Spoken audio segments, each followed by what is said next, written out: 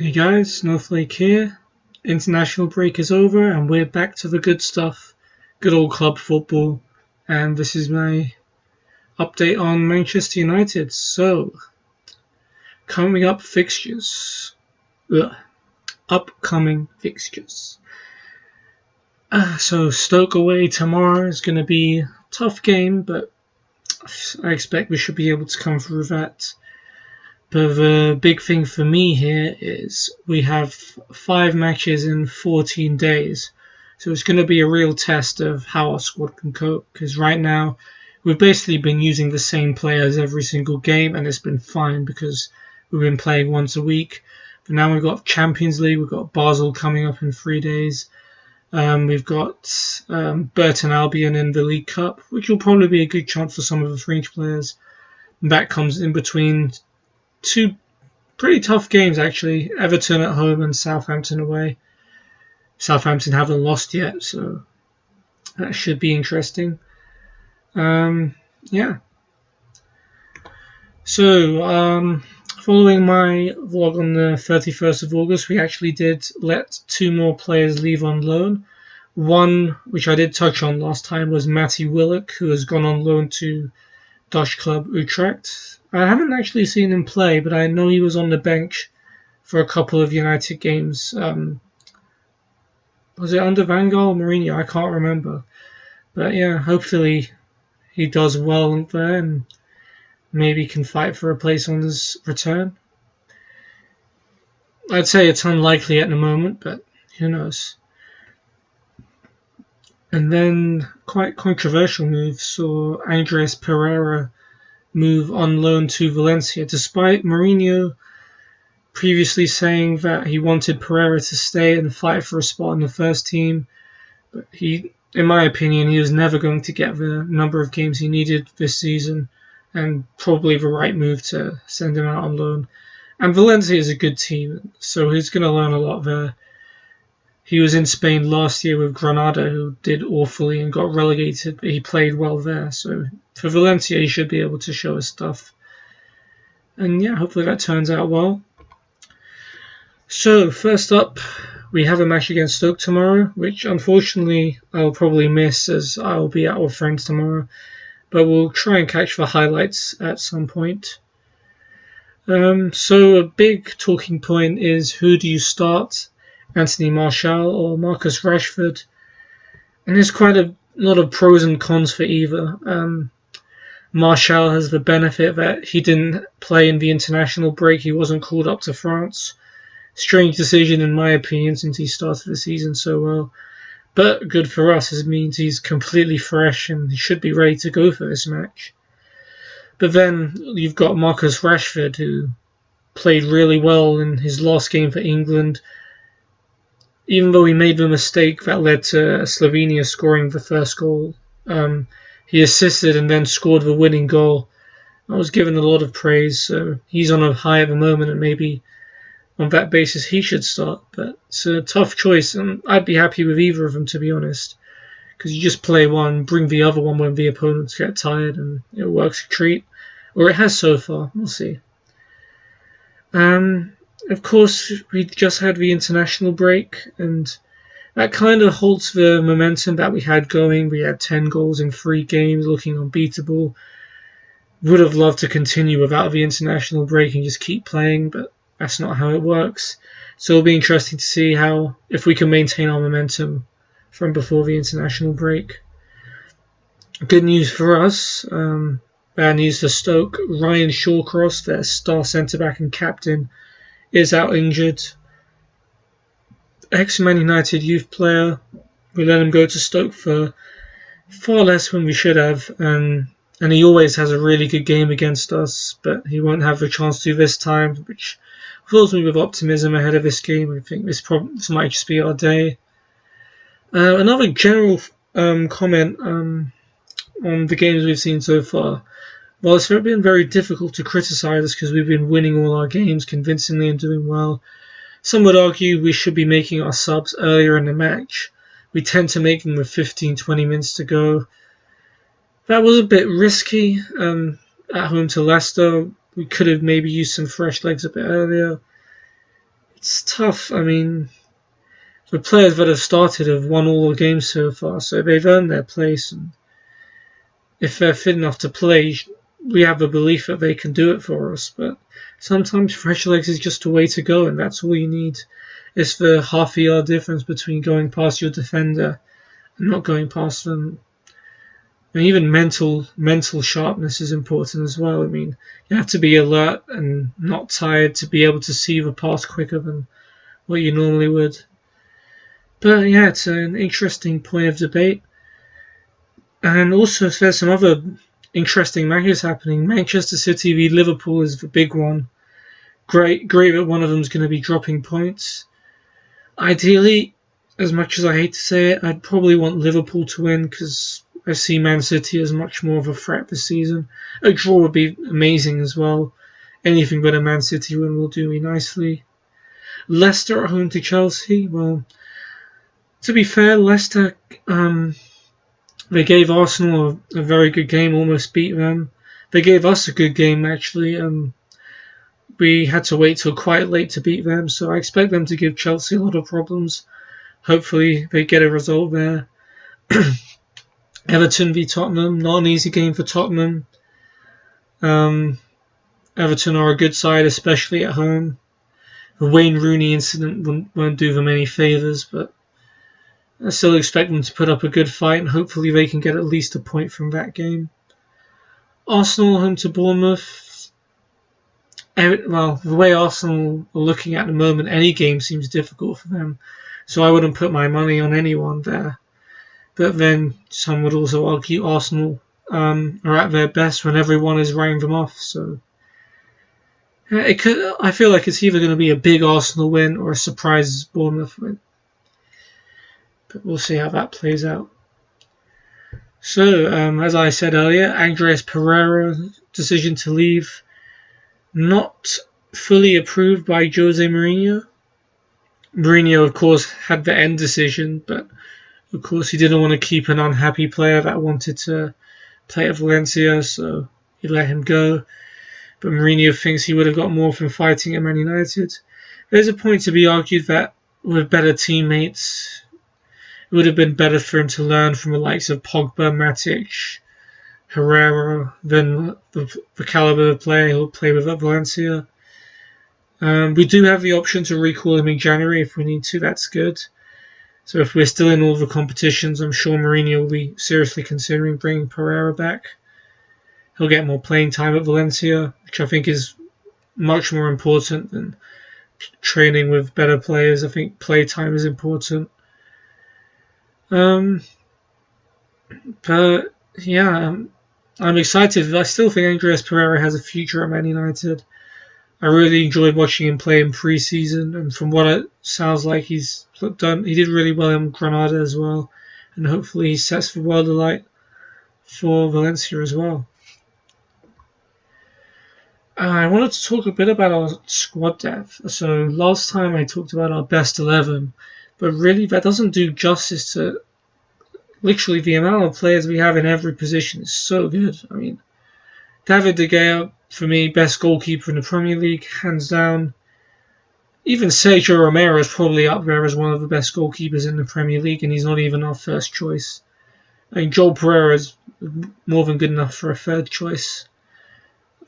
Best goalkeeping depth in the league, in my opinion.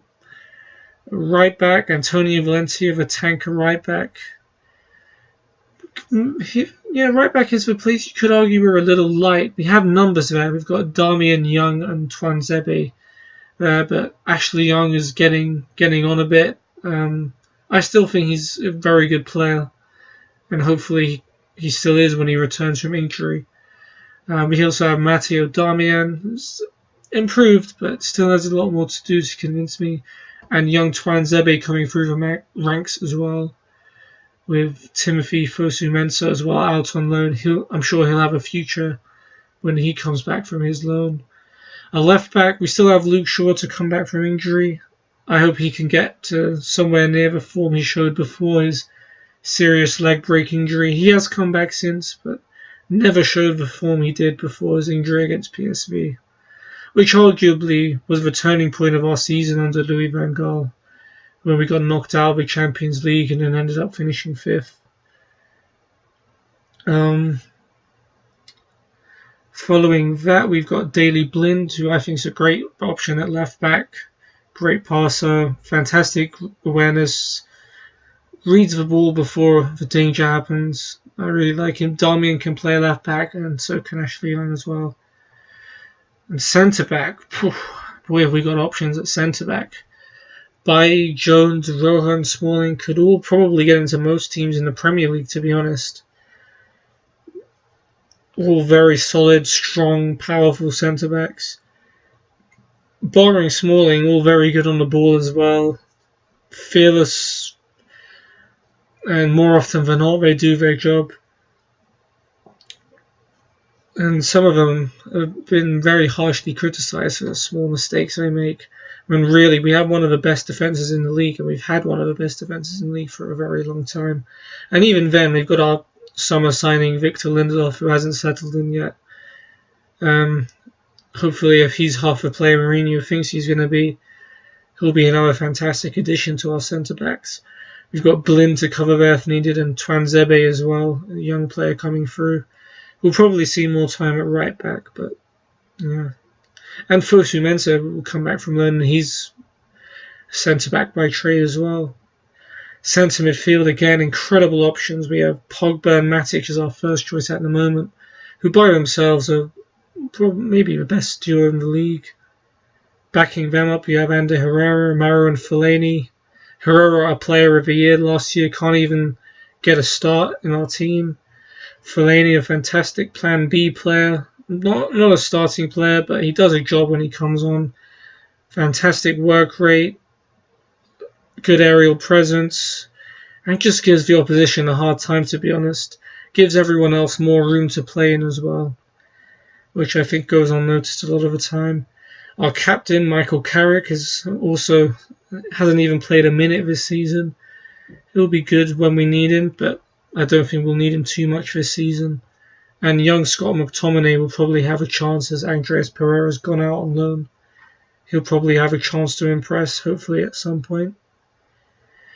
I decided to merge our attacking midfielder and winger depth, since all of them can pretty much play interchangeably anywhere there. Juan Mata, class player, fantastic passer, has goals and assists in him in abundance, and a great player off the pitch as well, fantastic mentality. Great player, Henrik Mkhitaryan, great dribbler, great passer, has 5 assists already this season, and even then I feel like there's still a lot more to come from him this year. I don't think he's even playing at his best, so hopefully he starts showing that form. Rashford, all he has to do is improve his goal scoring, and I think he'll be one of the best Premier League players. He's got the dribbling, the pace, he's getting the strength now as well. Anthony Martial's improved a lot as well. Another player who knows how to take a player on, and his finishing is one of the best in the league. Hopefully he can continue to impress. And Lingard's a fantastic backup option as well because of his work rate, his tendency to score goals at Wembley, and his link-up play and running off the ball is also very good. And up front as well, I've talked about Rashford and Martial. Everything I've just said about them can be applied to their ability up front as well. Maybe Martial could use a little more physical strength before we consider playing him as a central striker. But then, who I haven't mentioned, Romelu Lukaku and Zlatan Ibrahimovic, 2 absolute beasts up front. Both scored loads of goals in the Premier League last year, and it's crazy to think that we'll have both of them going into the second half of the season. I'd hate to be an opponent against them, to be honest. Alright, moving on. So, unfortunately, our manager Jose Mourinho actually lost out on Premier League Manager of the Month, which, in my opinion, was justified just to Huddersfield manager David Wagner, who I have to say has done an incredible job. 7 points out of 9 with a team that no one expected to do anything.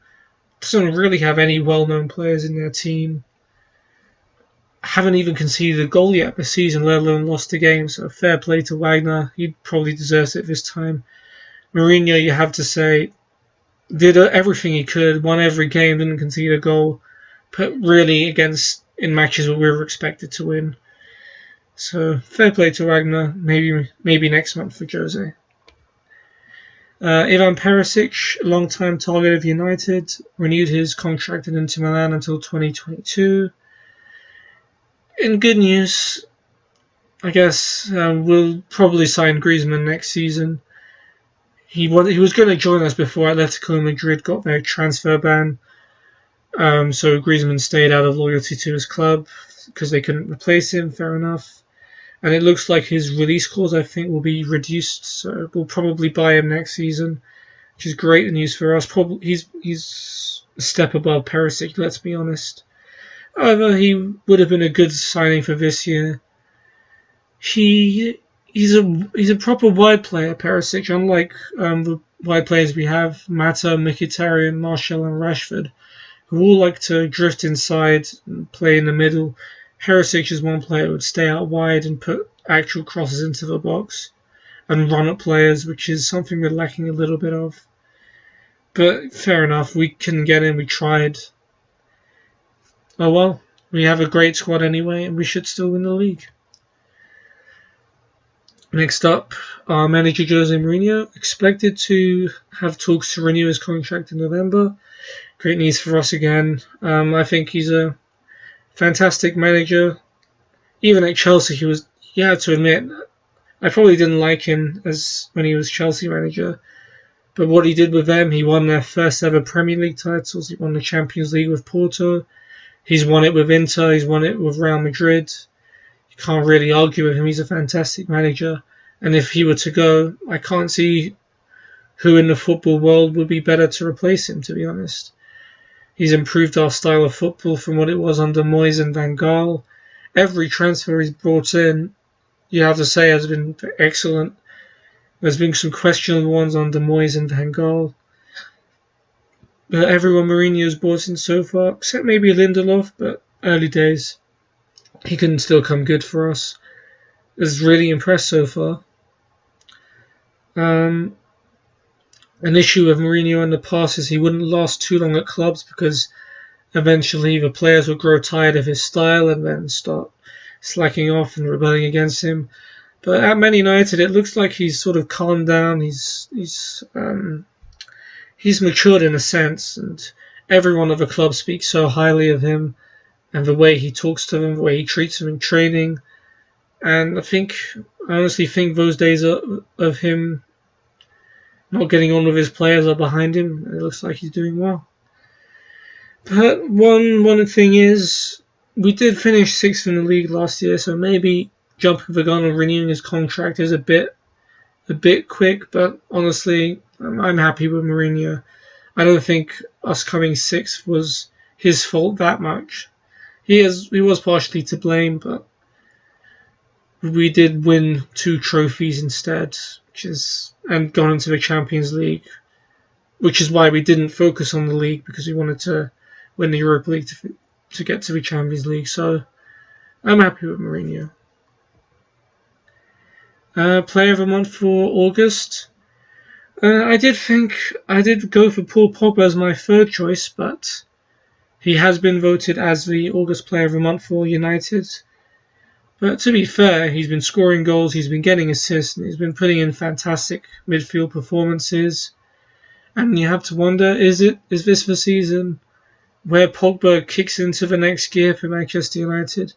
I wouldn't say he had an excellent year last year. He had a good year. But given the amount of money we paid for him, you could argue he could have done better in big games. He didn't really show up where it really counted. But this year, he's made a fantastic start, and if he continues like that, excellent season, then he'll be looking at Premier League Player of the Season for sure, potentially. And I hope he continues. And the likes of Matic, Bailly, and Jones being so good in the middle defensively is allowing Pogba to do what he wants, basically, be anywhere he wants on the pitch, and influence the attack more than he was able to last year. Of course, given the signings of Neymar, Mbappe and Dembele, he's no longer the world's most expensive player, and I think that's a burden off his shoulders he'll be happy to have. Now less people are talking about his price tag and more people are talking about his actual performances, which have been good, but anyone who's costs 90 million and isn't scoring and assisting every game is somehow considered to be bad, no matter what position they play in. And it's great that we have so many players to choose from for Player of the Month, which I also put as a bad thing. The likes of Jones, Matic, and Mkhitaryan will all feel unlucky that they didn't get Player of the Month because they did play excellently. And any month last year almost they probably would have won it, but this month was so good and there were so many to choose from. Final bit of news. Big news for the Premier League is that from next season the transfer window will be closed before the season starts. Very controversial move. Actually, there was an interesting conflict within the club where actually Jose Mourinho frequently said he wanted this to happen. He wants the transfer window to be closed so he can have a settled squad before the season starts. He doesn't have to worry about buying anyone last minute. And he knows who he has to work with before the season starts, which is what all managers want. But actually the club, because Mourinho doesn't run the club, he's a manager, he doesn't run the club. Ed Woodward and the club decided to vote against it, so they wanted the transfer window to stay how it currently is. However, the Premier League as a whole just about managed to get enough votes to get the transfer window to be closed before the season starts. Manchester City, like us, also wanted it kept how it was. To be honest, I think it's a good long-term move for the Premier League because I think the transfer season is getting a bit silly in terms of clubs are just openly announcing they want players, openly unsettling them, and it's really unfair on the selling players and clubs. You look at Philip Coutinho got unsettled by Barcelona, and he's been forced to stay at Liverpool. Then you've got Liverpool actually unsettling Southampton for Virgil van Dijk. He hasn't played all season because of that. Alexis Sanchez was denied a last-minute move to Man City, and now he's upset. This all could be avoided, to be honest, and I think it's a good move. But, however, for now, it does put the Premier League at a disadvantage, because if other European leagues don't follow the same suit, then you get Barcelona and Real Madrid and PSG having more time to buy players, and they can still buy Premier League players. While our window is closed, if their window is still open, they can still buy our players. So that'll put us at a disadvantage. But it looks like some of the other leagues are going to be following suit and closing the transfer window early. And I think long term that will happen. That's it for talking points. One other fun tidbit of news is it was recently revealed that we did not sign Zinedine Zidane. We actually had the chance to sign Zidane early in his career. We didn't sign him because he didn't get along very well with another ex-United great, Eric Cantona. So that would have been interesting. Imagine if Zinedine Zidane was a Man United player, playing with the likes of Giggs, Scholes, Beckham, as they were growing up. What kind of a team would that have been? That would have been insane. Or even more insane. Or Roy Keane, I forgot as well. Legendary player. Cole, York. What a team that would have been. Anyway, that's just me thinking. I wasn't actually alive in those days, so I don't even know what the team then was like, but I can imagine how great it would have been for that team to grow up together. Anyway, that's it for my Man United update. I hope you guys enjoy, and I'll see you later.